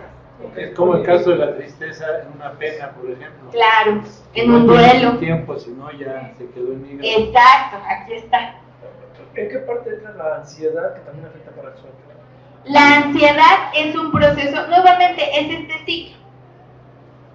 Un síndrome de estrés y ansiedad, por ejemplo, es este ciclo. Te está sometiendo a un estrés y este estrés te está detonando calor. Y ese calor se va a ver manifestado con un proceso de ansiedad, dolores de cabeza, tics nerviosos, palpitaciones, incremento de tu tensión arterial, hígado graso, así, digestivo. Bueno, alteraciones del pH, sí, claro. Ajá. Entonces son los mismos ciclos, por eso son las 3 únicas causas. Ahí está, ok. Bueno. Aquí, chicos, ¿está claro? ¿Sí? Ok, bueno. Pues ahora vamos con el tratamiento. Dime. Por ejemplo, se hacen respiraciones profundas y todo, que eso le corresponde a lo del pulmón. Se supone que sí te cambia el estrés y todo. Claro. Entonces, ¿eso cómo estaría interrelacionado con ese ciclo? Pues bueno, es que ahí no me quise meter mucho, pero cuando nosotros hacemos, el que nos da los nutrientes, o bueno, el que absorbe los nutrientes es el vaso. Y no, los absorbe. Sácale, tú comes y el vaso es el que ayuda a que tu estómago y tus intestinos saquen nutrientes. Pero energéticamente el vaso es el distribuidor. No. Tiene. Aquí está sacando nutrientes. Y luego estos nutrientes, ya después se hacen filtros y todo a nivel de intestino, y estos nutrientes viajan, ascienden y se unen al pulmón. Y este pulmón los une pues, con el proceso de oxigenación. Y de estos 2 procesos nace, ahora sí, la energía, que es la que se va a distribuir. Pero quien la distribuye, o sea, ya que está formada la energía por el pulmón y el vaso, una porción de esto asciende al corazón para que el corazón la distribuya mediante sus palpitaciones en la sangre y la otra porción se exterioriza a piel, canales y colaterales por nuestra barrera de protección. O sea, el vaso directamente no distribuye. A nivel de la ¿No? No, el vaso lo que hace es extraer estos nutrientes, pero quien los distribuye es el corazón. O sea, el vaso manda la energía para que funcione. ¿Sí? Ok. Ahí te viene el páncreas, no es vaso páncreas. Ajá, precisamente es el los páncreas. dos. Sí, ahí me confundí Ajá. porque Genera todo esto. Bueno, es que no vimos la diferencia. Sí, no, pero no vamos a acabar. Pero, ok. ¿Cómo no va a ser? Ok, entonces aquí tenemos los nutrientes, tenemos el oxígeno y ahora esto viaja al corazón y el corazón los distribuye mediante sus palpitaciones, ¿no? Ahí va la sangre, ahí va la energía y ahí van los nutrientes, por supuesto. y ahora sí distribuye al resto de los órganos. El hígado se queda con una porción, bueno, se genera la formación de sangre, energía y demás. El hígado se queda con una porción, el riñón se nutre y ahí va el ciclo. Es que es un ciclo completo. Pero aquí, justamente aquí es donde interviene. Cuando nosotros hacemos respiraciones o cuando meditamos e incrementamos los procesos de oxigenación, lo que estamos haciendo es sacar o optimizar nuestra energía nutritiva, nuestra energía nutricia. Porque imagínense si tenemos una alimentación adecuada y al mismo tiempo tenemos una oxigenación adecuada. Entonces, ¿cómo van a ser todos los procesos? ¿Cómo va a estar nuestra energía final? Óptima, ¿no? Sería lo ideal. Estamos equilibrados. Por ejemplo, en el proceso de meditación, ¿cuánto tiempo es el óptimo para que nosotros nos mantengamos en equilibrio? ¿Cuánto tiempo? Es que depende del tipo de meditación que estés realizando. No te puedo dar una cifra específica porque depende La intensidad de la meditación. como tal del tipo de meditación, exactamente. Sí, no es lo Hay mismo. ejercicios diferentes. Ajá, sí. Y los procesos, o sea, en base al ejercicio también el proceso de oxigenación es distinto. Por la respiración. Sí, sí, pero no entonces, por ejemplo, en yoga y en Qigong no son las mismas. O en Tai Chi y en alguna meditación hindúes no son las mismas. Entonces sí depende del tipo de manipulación que estés manejando, el tipo de respiración. Sí, hay diversos. Entonces esa es la cuestión. Bueno, ahí está, tratamiento. Ahora, los puntos que, evidentemente, el tratamiento para insomnio depende específicamente del factor que se esté alterando y que esté detonando el proceso de insomnio. Es decir, nosotros para erradicar un proceso de insomnio tenemos que conocer la raíz y tenemos que conocer, por supuesto, que la sintomatología, y nuestros puntos van a ser la combinación. Vamos a tranquilizar a la raíz y vamos a aliviar la sintomatología. Si nosotros únicamente trabajáramos, que básicamente es el esquema que les traje, únicamente trabajáramos la sintomatología, pues por supuesto que se le va a quitar al paciente. Pero, exacto, estamos atacando directamente el corazón, pero no estamos atacando la raíz. Quiere decir que, por ejemplo, si no estamos depurando emocionalmente, pues entonces el paciente tarde o temprano va a recaer y no es el objetivo. Entonces, bueno, ahí está, ahí lo tenemos. Ahora, esto obviamente lo determinamos con un historial clínico, haciendo la valoración y demás. Ahorita los puntos que les traigo son puntos que se manejaron en un estudio comparativo, en un artículo científico. Quiere decir que estos puntos tienen liberación directamente de serotonina y otros neurotransmisores encargados de trabajar, encefalinas, endorfinas, encargados de trabajar directamente durante las fases de sueño y fases de relajación, por supuesto. Y además se comprobó que como tal disminuyen por ahí niveles de cortisol. Los pacientes, por supuesto, que en algunas escalas que les realizaron, en algunas encuestas, pues manejaron que se sintieron con menos ansiedad, mucho menos estrés. Entonces, bueno, fue todo un estudio que ojalá tengan oportunidad por ahí, métanse a internet, pónganle PubMed, acupuntura e insomnio, y ahí vienen muchísimos artículos a nivel mundial en donde está comprobada la eficacia de la acupuntura, pero con evidencia científica, o sea, cuáles son los neurotransmisores que está sacando. Entonces, estoy estimulando estos puntos con electroacupuntura durante 20 minutos con una corriente densodispersa, y ahora mido los niveles de mis pacientes, les aplico encuestas, les tomo muestras, les hago tomografías y demás, y entonces me doy cuenta de los cambios que hay. Todos los artículos, o la mayoría de los artículos de acupuntura, así vienen, y son comparativos, algunos en humanos y otros en animales. Inducieron con naloxona, diabetes mellitus de tipo 2 a la ratita tal, y ahora le coloqué acupuntura a tal frecuencia y los niveles que tuvo en glucemia fueron estos, comparados con esta otra ratita, a la que le puse metformina, ¿no? Y así. Y ahí vamos, entonces búsquenlos, chéquenlos, esto ya está más que probado.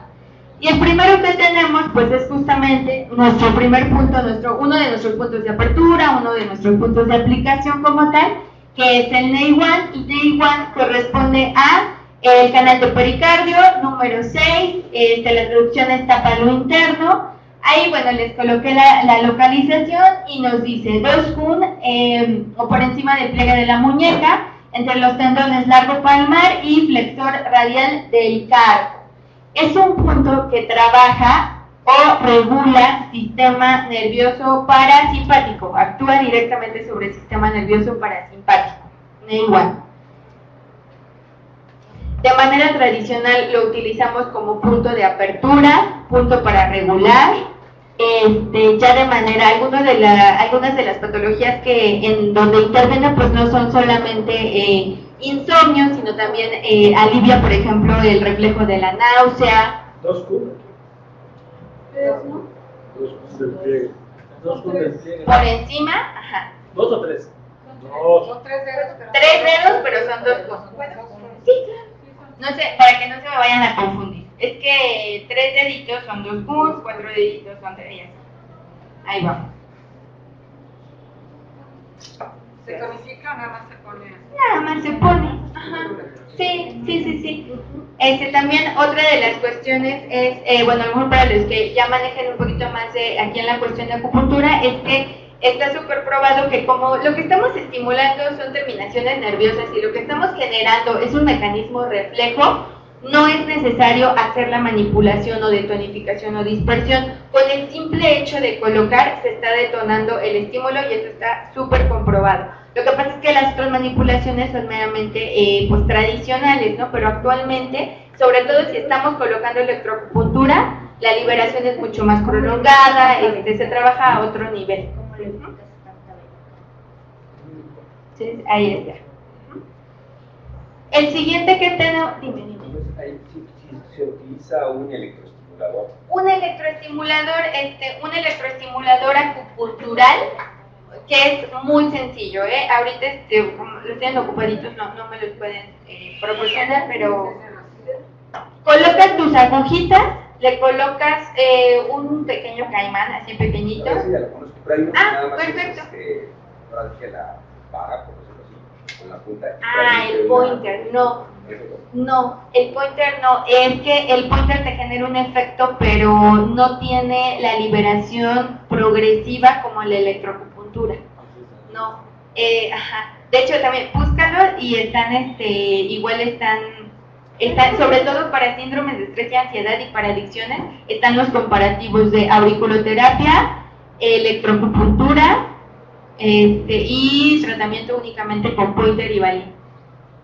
Y no, lo que te genera el estímulo progresivo y el que lo mantiene es solamente la electroacupuntura. Se puede decir que es más superficial esa, ¿no? Sí, ajá, ese sí te detona el reflejo, sí. Pero no te mantiene la liberación o no te mantiene el estímulo como la electroacupuntura. ¿Pones uno de los caimanes en el 6? Sí. ¿Y el otro? ¿En el otro? Ajá. Sí, aunque se crucen los dos hemisferios, lado izquierdo y lado derecho. Pues es que hay diferentes técnicas, puedes trabajar unilateral o puedes trabajar bilateral, aunque se crucen sí, depende, más bien ahí depende de los puntos que estés estimulando. Porque si nos vamos al 6 dedos, ¿A qué frecuencia? No, pero van Bilaterales. bilaterales. Exactamente. Se dice que no se recomienda tanto que se crucen los dos laterales, digamos, pero en este caso tú lo has visto que Sí, no, ajá. Frecuencia, ¿a qué frecuencia? Pues aquí puedes manejar cualquiera de las dos corrientes, que el electroestimulador solo maneja la densodispersa y la cuadrada, o sea, el electroestimulador acupuntural es muy básico y puedes manejar cualquiera de las dos en potencias bajas, es decir, puedes manejar una frecuencia de 4 y una intensidad pues a tolerancia del paciente. Eso dispersa. ¿Cuál es la densodispersa? La densodispersa se llama densodispersa porque te han colocado electroacupuntura Y hay alguna, cuando te colocan, hay un estímulo en donde sientes la corriente y luego reposa. Sientes la corriente y reposa. Esa es la fase densa y esta es la dispersa. Y luego tenemos la cuadrada en donde te lo ponen y todo el tiempo sientes la pulsación. Y entonces sientes piquetito. Esa es la cuadrada, es una frecuencia constante. Y la otra no. Cualquiera de las dos. Sí, cualquiera de las dos.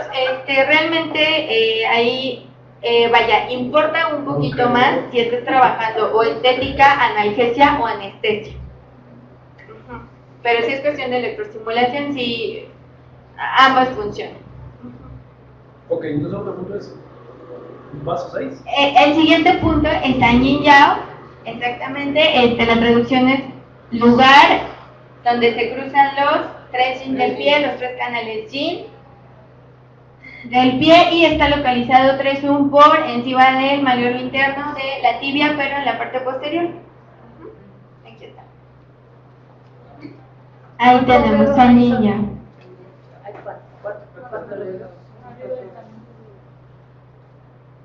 Del talón no. Del malleolo, puntito de la parte interna. El malleolo interno, ¿no? Ajá. El malleolo externo o interno. Interno. Malleolo interno, pero te vas hacia la parte posterior.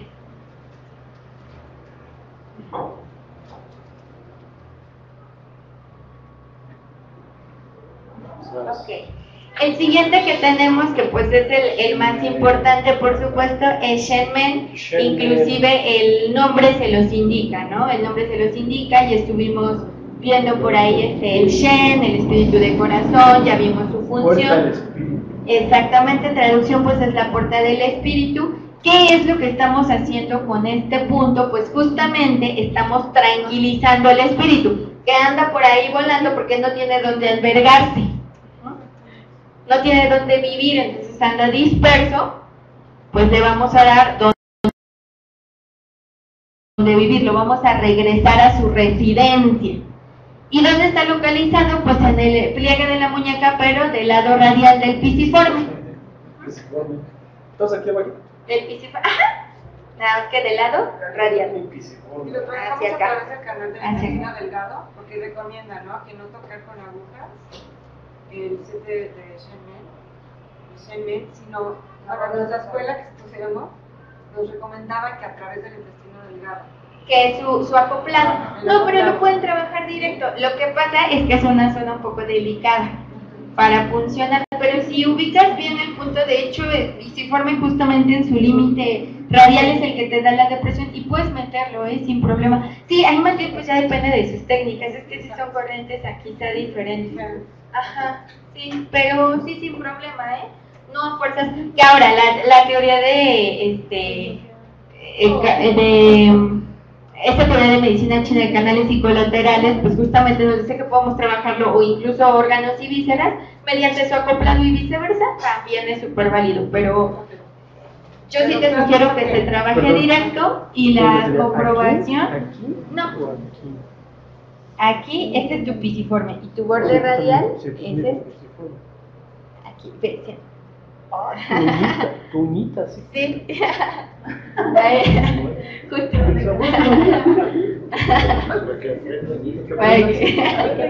Ahí es marcado. Sí, es una manera muy práctica de ubicarla justo a tu intestino, ¿no? Que abracen la articulación, pero del borde radial. Este canal. Ok. Pero ahí duele, ¿no? La mayoría de los puntos acupunturales duelen. ¿Y qué aguja se recomienda ahí? ¿Y qué profundidad? Profundidad se maneja alrededor de 1 centímetro, a lo mucho 1.5, y el tamaño, soy muy mala para los tamaños. Yo normalmente manejo faciales. Chiquita. De 1 en lugar de 1.5, porque es más práctico. No, pero la facial Depende de la zona. zona.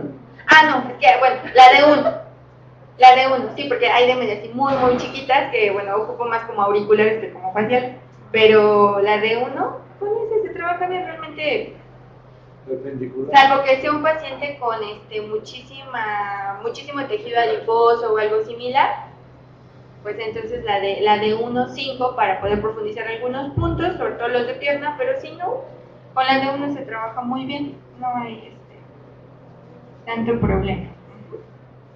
Ok. El siguiente que tenemos es Shanghai, traducción pues el mar que brilla. Aquí lo tenemos localizado específicamente por debajo de malleolo interno, punto 4 zoom, por debajo del borde inferior. Ahí está Shanghai y el nombre lo dice, el mar que brilla. Si tenemos una deficiencia de sangre o de yin, quiere decir que tenemos una deficiencia de líquido. Si colocamos este punto, estamos justamente nutriendo o movilizando estos líquidos. Justamente. Ahí como mides punto 4.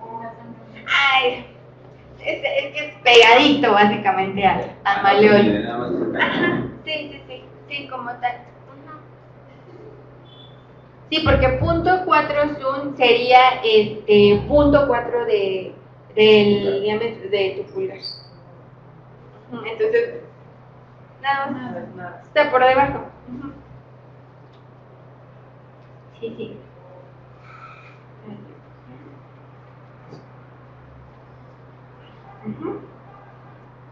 Ok. ¿Dumai 20? Dumai 20. El siguiente que tenemos es Bai Hui, que inclusive, bueno, aquí se llama las 100 reuniones, pues ahí se reúnen varios de los canales acupunturales como tal, donde lo localizamos pues en la línea media, que une una oreja con la otra y línea media anterior, en la parte más elevada de la cabecita, en el vértex. Aquí donde tenemos la parte más elevada, justamente. Ahí está. Aquí está ubicado, es Dumai 20, ahí funcionamos. Y si no, también tenemos cuatro acoplados o 4 puntos más que van alrededor de Dumai y es algo que conocemos como Shishen-Kong. Es una fórmula que también se trabaja mucho para insomnio, pero les repito, estos puntos son los que les traje porque es como el esquema estándar que está científicamente probado. Entonces, por eso es que así está la recetita, pero bueno. Por supuesto que hay más puntos y hay otros métodos, ¿no? Ahí ya.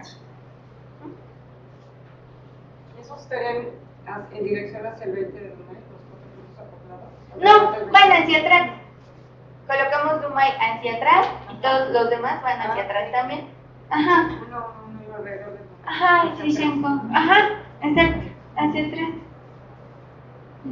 Buena pregunta. Sí. Buena pregunta. ¿Cómo va la posición de la aguja? ¿No? Ir hacia atrás. Ah, ok, sí, pues ahí va hacia atrás. Es que realmente cuando ya se maneja acupuntura ya nada más se conocen las direcciones de la cabeza son los únicos puntos en donde al menos a este nivel es que van hacia atrás, ¿no? Y no van perpendiculares porque no se presta para la función. Pero sí realmente es eso. Sobre todo a nivel de cabeza, cuando se modifica la dirección, pues es cuando hablamos, pero del microsistema de cabeza, de craneoacupuntura. Pero si no, la mayoría de los puntos, si es acupuntura normal, en cabeza van hacia atrás, sin problema.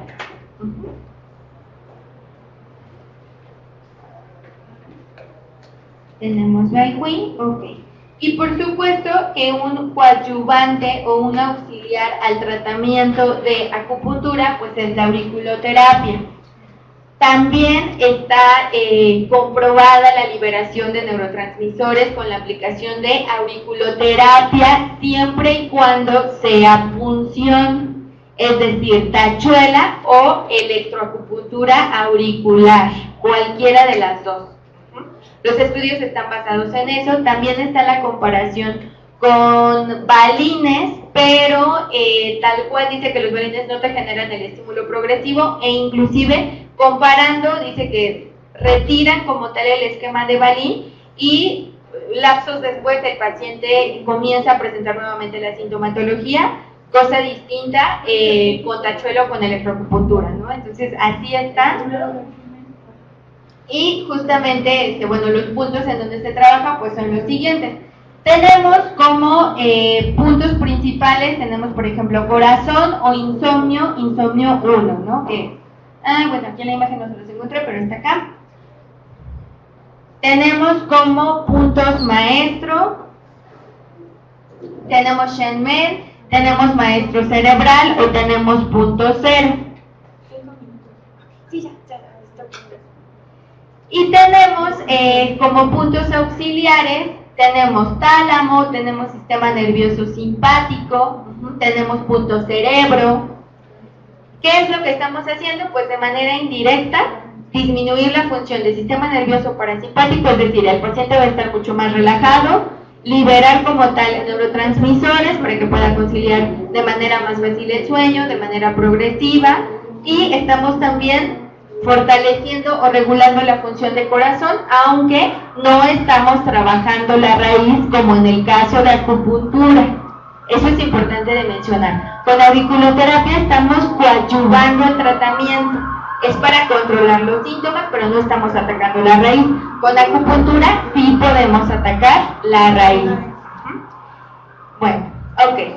Ahora, una de las preguntas que me hacían sus compañeras hace ratito es si el tratamiento con acupuntura sirve también como preventivo. Pues sería lo ideal, chicos.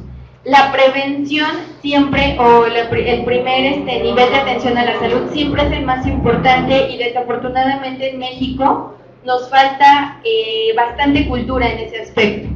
No vamos al médico, no vamos al quiropráctico, no vamos al terapeuta, no vamos a atendernos como tal si no nos duele algo, ¿no? Y eso es inadecuado. Entonces recuerden que lo ideal siempre es prevenir, es mantenernos. Los sistemas de salud deberían estar diseñados para eso.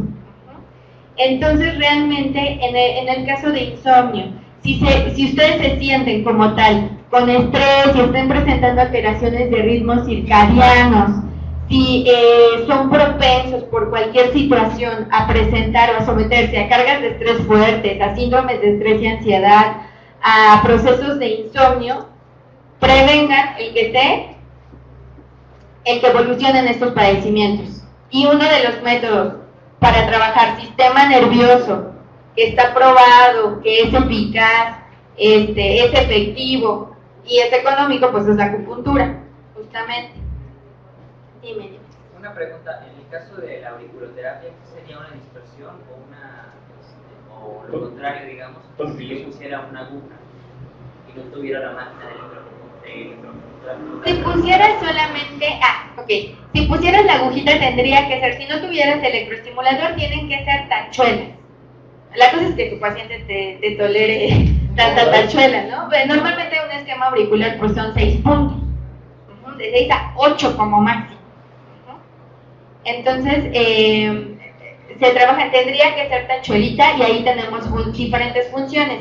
El balín de oro tiene una función, el de plata tiene otra, el de acero tiene otra y la aguja tiene otra. Entonces, en este caso, lo ideal por el nivel al que estamos trabajando es que sea función.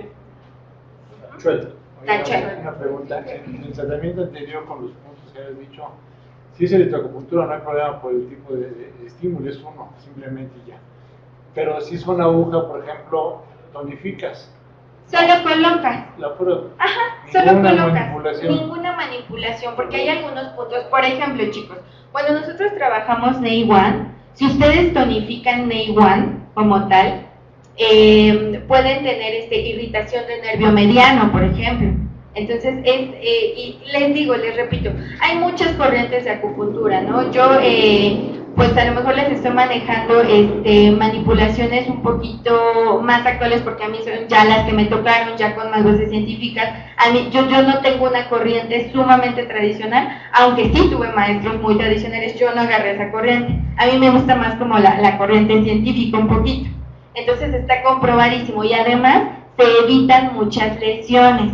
¿Por qué? Porque se irritan los nervios con mucha facilidad, una. Y otra situación es que también hay registros en donde por hacer los tratamientos tradicionales, como tal, se estimulan los puntos o varios de los puntos por ejemplo, tonifican o dispersan con mucha fuerza, no todos los pacientes tienen el mismo grado de aceptación y como estamos trabajando el sistema nervioso, se pueden desencadenar, por ejemplo, procesos de palpitaciones o taquicardias, o sea, hasta ese nivel podemos llegar.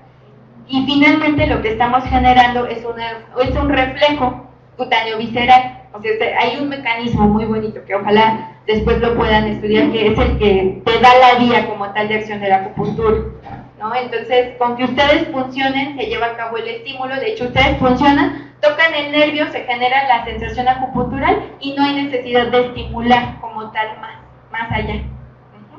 La acupuntura es tan noble que tiene un mecanismo regulador, lo que se necesita subir lo sube y lo que se necesita bajar lo baja.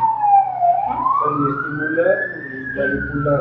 No, con que coloquen es suficiente, ya cada uno de ustedes irá trabajando sus propias técnicas, ¿no? Hay dos cosas. Una, en el tratamiento auricular, ¿por qué no se trata también la raíz por la limitación de los números de puntos que se pueden utilizar?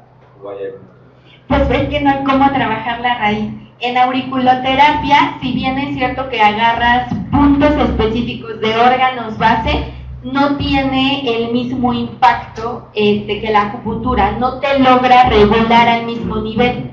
Entonces te logra aliviar, por ejemplo, todo este esquema va enfocado a disminuir la función del sistema nervioso simpático, o sea, que estés relajado, que estés tranquilo, que tengas procesos mentales más equilibrados, pero no tiene cómo desestancarte, por ejemplo, hígado, o no tiene cómo actuar directamente sobre la energía de riñón, o regularte directamente la energía de vaso. Ahí no sé si me estoy dando a entender. Es una limitante de la técnica. Exacto, exactamente. La auriculoterapia presenta, la auriculoterapia presenta como tal 4 fases, ¿no? Y el doctor Paul Neuer nos dice, bueno, pues es que tenemos 4 fases, pero una nos sirve para trabajar alteraciones osteomiarticulares, otra nos sirve para trabajar enfermedades crónicas, otra nos sirve para trabajar alteraciones energéticas o de la homeostasis como tal intracelular, y la otra nos sirve para trabajar alteraciones agudas. Y en base a eso te clasifica el número de enfermedades. En esta vamos a actuar como paliativo, en esta sí te lo va a controlar, esta sí te puede liberar y te lo puede trabajar de raíz, pero son muy poquitas. Y en esta solo te va a aliviar el dolor. Entonces, tú tienes la lumbalgia por una contracción como tal, por una contractura, perdón, y tienes el proceso de lumbalgia, pero te va a aliviar el dolor, pero la compresión a lo mejor va a seguir. Así. Ajá, no es de raíz. Pudiera ser un complemento de la acupuntura para la sesión y después para su casa. Exacto, de hecho eso sería lo ideal, que trabajes el esquema de acupuntura y ya nada más como refuerzo, el paciente es como la pastillita para la semana, se lleva el esquema de auriculoterapia. Y la segunda, en base a lo que estabas mencionando de que la acupuntura es noble y nada más basta con pulsar sin estimular, cuando utilizas la electroacupuntura sí estás estimulando pero sin la manipulación. Sin la manipulación, estás incrementando este mecanismo reflejo pero a una potencia ya está mediada como tal. Entonces ya te dicen, bueno, pues es que estos aparatos se crearon porque se determinó que a esta potencia se incrementa el estímulo, o más bien se mantiene constante el estímulo durante 20 minutos y hay una mayor liberación de tal hormona, de tal neurotransmisor, de tal efecto. Así.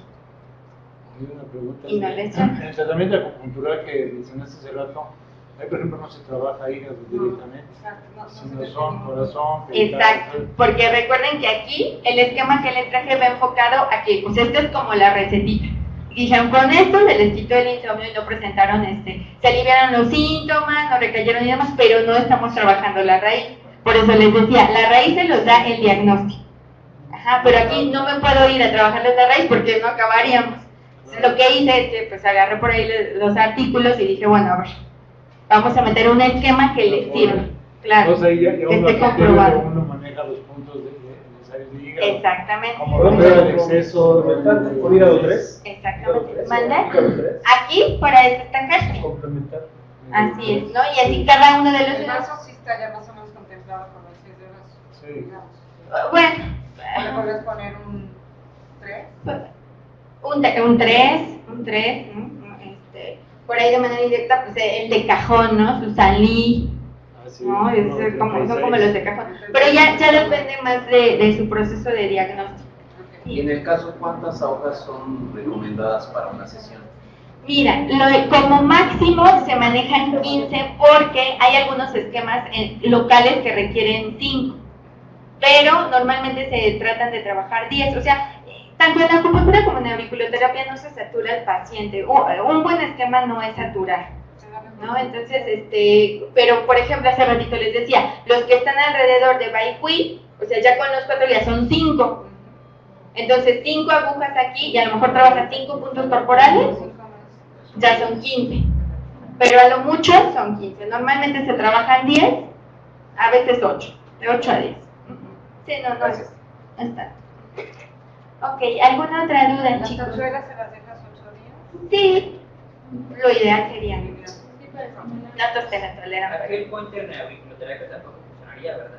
Sí, pues el pointer te ayuda, pero tienes que meter un refuerzo en auriculoterapia y también en acupuntura, pero recuerda, hay que ver el estadio. O sea, si tu paciente llega porque está estresado y es propenso a presentar insomnio, pero en una fase muy inicial, pues trabájale el pointer, trabájale una buena sesión quizá de aromaterapia, manéjale homeopatía, flores, polvo magnético, o sea, hay muchas herramientas. Pero si es un insomnio ya avanzado, que requiera como tal liberación de neurotransmisores específicos, o sea, eso sí te lo da la electroacupuntura y no te lo da el pointer. Así, tal cual. ¿Tratamiento cada cuándo podrías poner el tratamiento? De 1 a 2 veces por semana. Sí, realmente el estímulo se mantiene. Ahí está el Yin Tan, funciona, ¿verdad? Ayudaría, Yin Tan. Claro, como punto local, por supuesto, de relajación, sí, por supuesto. Así es. También tenemos puntos que te bajan el párpado, ya puntos ya más locales, ¿no? Les digo, depende del síntoma. Y del paciente.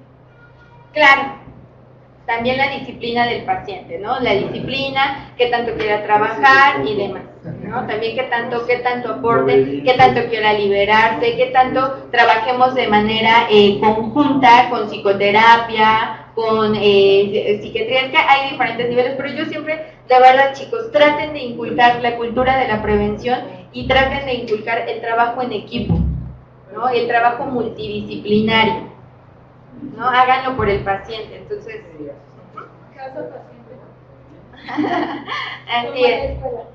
Bueno, chicos, pues conmigo es todo el día de hoy. Espero que les haya servido. Espero que lo apliquen. No me va a dar tiempo. Ya no me dio tiempo, pero espero que les haya quedado claro.